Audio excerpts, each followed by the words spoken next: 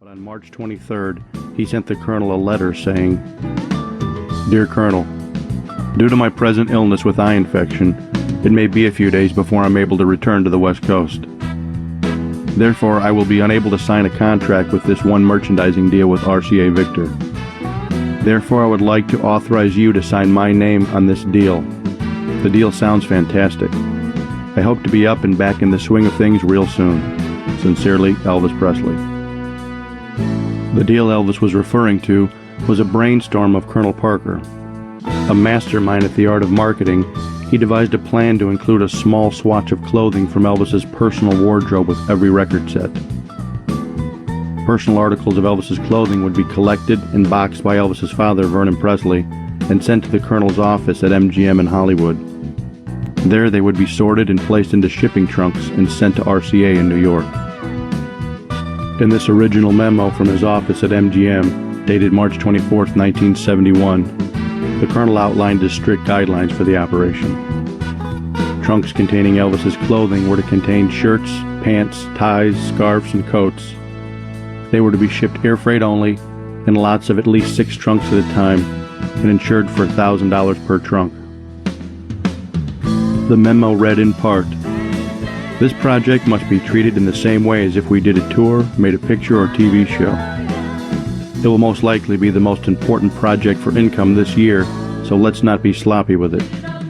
I must be able to call for and receive an up-to-date project report on this at all times." 1 week later, the Colonel signed a contract with RCA that outlined the agreement with his company, known as All-Star Shows. RCA agreed to pay $3.50 per sold unit of the first 150,000 LP disc packages, which included all artist royalties, a special Elvis Presley picture, and a swatch of Elvis Presley's clothing. RCA agreed to advance payment on the first 100,000 units, with the first $75,000 to be paid before June 10, 1971. The Colonel signed on behalf of Elvis, who was still recovering from his eye illness.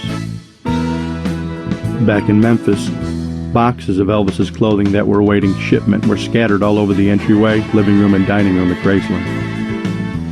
About that time, Mike McGregor, who was in charge of Elvis's ranch and horses, happened to come by and walked in from the back and saw the clothing and the boxes everywhere. When he asked Elvis what he was doing with all those clothes, Elvis said, "RCA wants them. They're going to cut them up for a big promotion that they're doing." Mike said, "That's a lot of nice clothes going to waste." Elvis replied, "Well, hell, Mike, go through them and take what you want. They'll never know the difference." Mike went through the clothing and picked out several things that were attractive to him. Among the items he selected was a white jacket, a maroon jacket, and a black jacket and pants that were made of leather.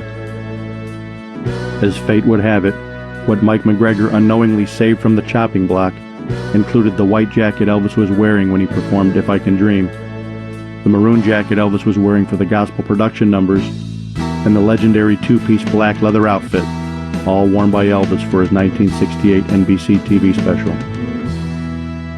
These items are now preserved for all fans to see on display at Elvis's Graceland home. 25 specially prepared trunks.